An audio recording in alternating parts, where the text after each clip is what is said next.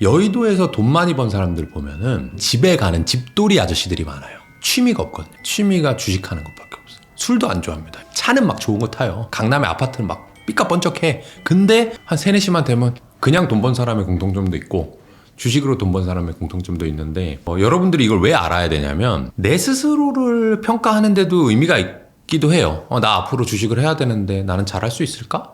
나는 그런 기질을 가지고 있을까? 하는 것도 중요하지만 나는 지금 주식하기에는 내 생업도 있고 내 가족도 있고 나 바빠. 돈 맡겨야 돼 할 때 또 중요해요. 왜냐하면 저 사람이 주식으로 정말 돈 번 사람이 맞는지 또는 돈을 벌어줄 사람이 맞는지 아니면 사짜인 건지를 판단을 해야 되잖아요. 그걸 판단하는 방법을 알려드리도록 하겠습니다.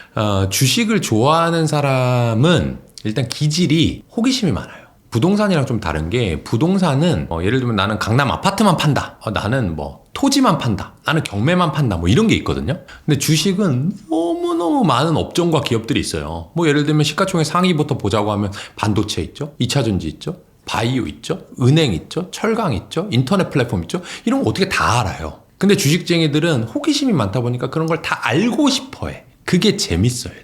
그래서 그 사람을 내가 이 사람한테 돈 한번 맡겨볼까라고 했을 때 뭔가 툭 던져봤는데 그건 됐고요. 저는 제 얘기만 할게요. 이런 사람은 잘 모르는 사람이고 그래요? 애플워치 어디서 샀어요? 그 옷은 무슨 브랜드예요? 오늘은 어디서 오셨어요? 이런 거 물어보는 사람, 관심 많은 사람이 정말 중요하고요. 또 하나는 행복하기 위해서 무엇을 하면 좋을까요? 저는 독서를 권해드립니다. 독서를 하는 분들이 훨씬 더 행복하게 산다고 합니다. 독서를 많이 하게 되면 어휘력이 커집니다. 타인의 말을 더 잘 이해하고 공감할 수 있습니다. 독서 한 명에 참가하셔서 독서를요 습관으로 만드시고 행복도 함께 가져가시기 바랍니다. 이 사람들은 주식 외에는 관심이 잘 없어요. 그러니까 예를 들면 그런 거예요. 아까 호기심이 많아야 된다고 했는데 호기심이 싹 올라가다가 갑자기 이게 상장 기업이 아니야. 예를 들면 어떤 얘기가. 그러면 관심이 확 식어버려요. 왜냐면 내가 투자할 수가 없으니까. 이 사람들은 주식만 하는 사람들이에요. 그래서 여의도에서 돈 많이 번 사람들 보면은 돈이 많으니까 돈을 많이 쓰기도 하지만 일반적으로는 집에 가는 집돌이 아저씨들이 많아요. 취미가 없거든요. 취미가 주식하는 것밖에 없어요. 술도 안 좋아합니다. 요새 여의도의 주식쟁이들은. 차는 막 좋은 거 타요. 강남의 아파트는 막 삐까번쩍해. 근데 한 3, 4시만 되면 저 들어가겠습니다. 같이 만나가지고 모임하고 이제 약속 술자리가 있어야 됨에도 불구하고 한 7시만 되면 막 전전긍긍하면서 저 애기 보러 가야 되는데 막 이런 사람들 있잖아요. 그래서 어떻게 보면은 인싸 기질이 없어야 돼요. 그래서 제가 호기심도 얘기하고 몇 가지 많이 얘기하는데 그 중에 가장 중요한 게 호기심이랑 아싸 기질. 이 사람은 인싸 기질이 있으면 이 귀가 커져요. 왜냐면 친구가 많아야 되니까 요 놈이 요거 하면 요것도 관심 있어 봐야 되고 저것도 관심 있어 봐야 되고. 근데 그렇게 하면 주식에 들이는 시간이 적어진단 말이에요.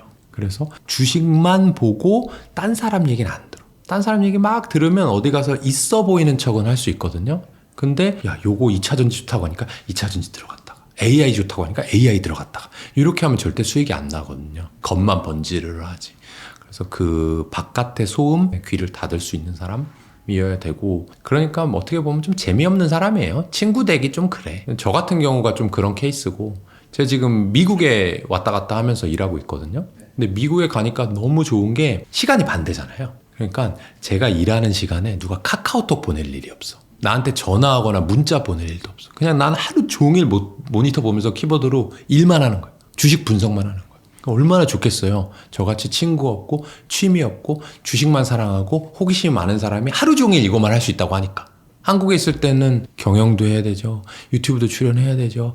친구도 만나야 되죠. 그러면 이제 사실은 좀 불편한 부분도 있거든요. 그런 게 공통점이에요. 전혀 아닙니다. 전혀 아니고 그런 얘기를 많이 들어요. 근데 무슨 유튜브 어떻게 나오고 강의 어떻게 하고 방송 어떻게 나오고 하냐. 그게 정말 잘못된 오해인 게 뭐냐면 제가 PD님 앞에서 이런 얘기하면 좀 죄송스럽긴 한데 방송은 친구가 되는 건 아니잖아요.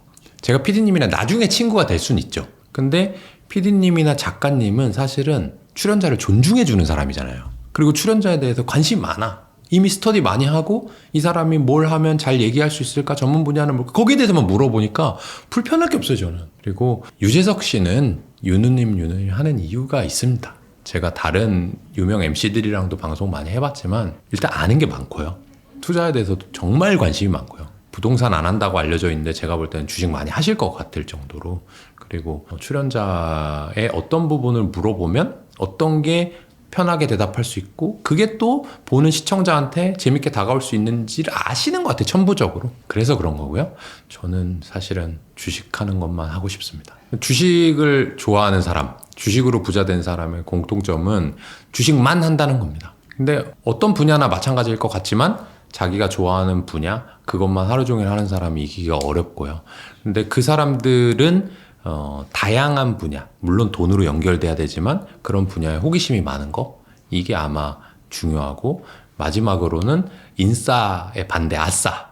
딴 사람 얘기에 큰 관심 안 기울이고 딴 사람이 주는 정보보다는 내가 스스로 뭔가 분석해서 올곧게 가려고 하는 그런 사람들만이 돈을 버는 것 같아요.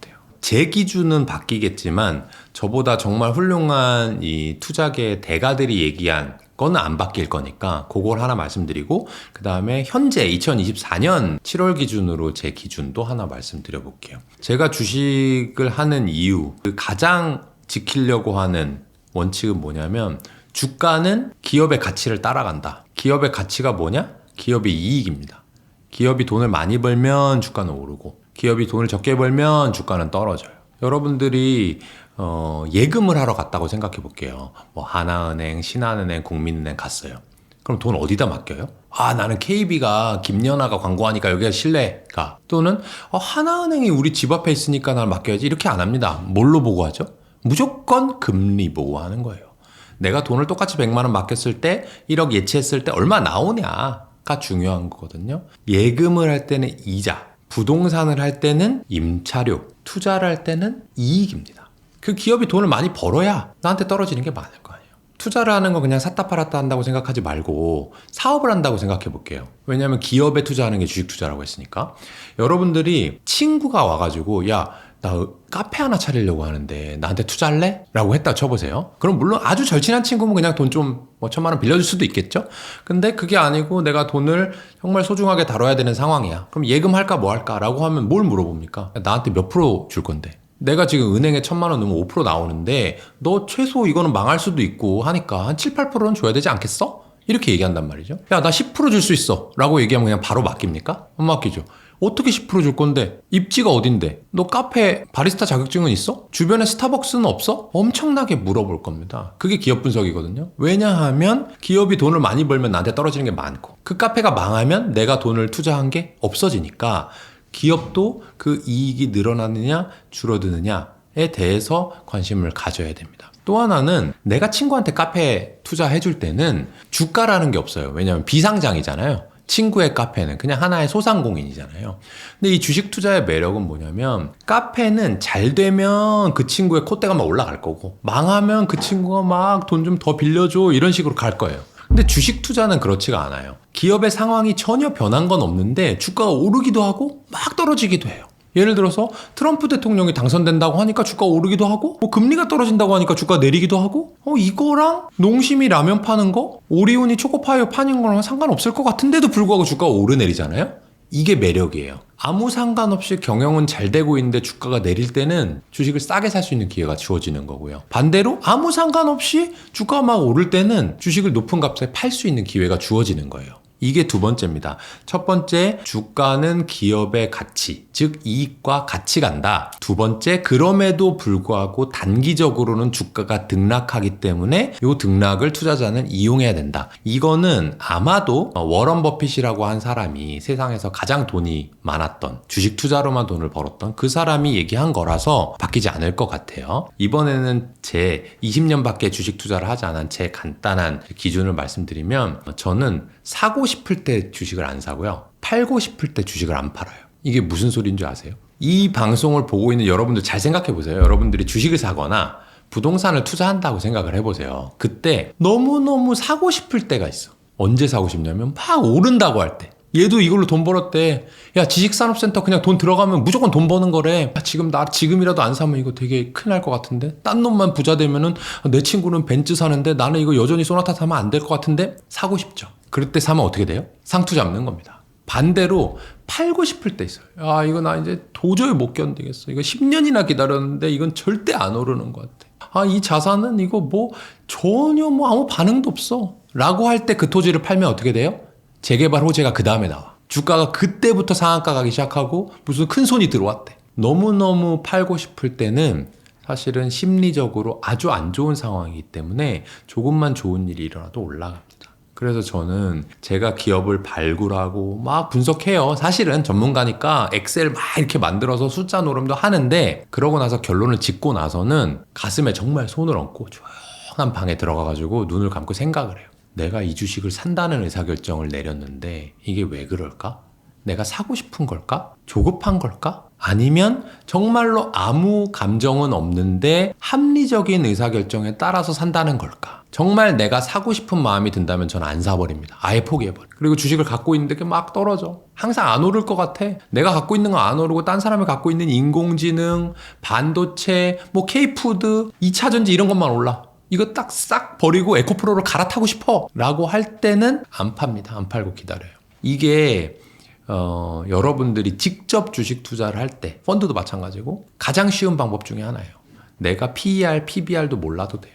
차트 하나도 몰라도 돼요. 내 마음에 솔직하면 사람들이 관심을 가지고 열광할 때 상투를 잡는 일을 버리지 않을 수 있고 사람들이 모두 싫어해가지고 바닥에서 꽁초 비비듯이 내가 팔고 나면 오르는 그런 안타까운 일도 발생하지 않습니다. 이게 사고 싶을 때 사지 않고 팔고 싶을 때 팔지 않는다는 아마 바뀔 건데 현재의 제 기준 중에 하나입니다. 여기 다니쌤하고 잠깐 얘기를 했었거든요. 근데 다니쌤 같은 경우는 유튜브라든지 본인의 이제 사업을 하시기 전에 직접 투자를 오래 혼자 하셨더라고요. 그런 거는 정말 훌륭한 능력이에요. 내가 혼자 생각해가지고 혼자 그 어려운 길 올라갈 때 내려갈 때 딴 사람 돈 버는 거 볼 때 나 힘들 때 다 견딜 수 있다는 건 진짜 어려운 건데 저는 그 정도 감량은 못 되고 다만 금융감독원의 이제 인허가 아래에서 자산운용사라고 하는 금융기관을 운영하고 있다 보니까 제 주변에는 지금 옆에도 한 명 앉아 있는데 훌륭한 동료들이 많이 있어요. 그 동료들이 저를 지지를 해주기도 하지만 지적할 때도 있어요. 지금 대표님은 너무 감정적인 것 같아요. 지금 팔면 안 될 것 같아요. 이렇게 얘기를 해주니까 제가 매일매일 회의를 하는 거고요. 그렇기 때문에 조금이라도 덜 손실 보고 실패는 당연히 해요. 왜냐면 주식이나 부동산이나 미래를 전망하는 거잖아요. 미래를 누가 전망할 수 있겠어요? 신이 아니면. 무조건 틀리는데 실수는 하는데 이 전문가들이 개인 투자자랑 약간 다른 점이 있다면 실수를 했을 때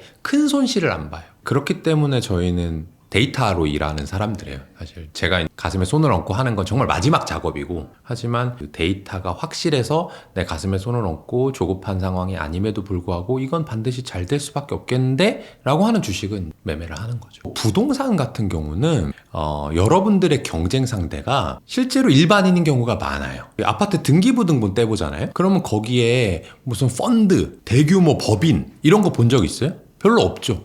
그냥 김땡땡씨, 이땡땡씨잖아요. 그냥 개인이에요, 다. 물론 열채, 백채 가진 부자인 경우도 있지만 대부분은 그냥 개인이에요.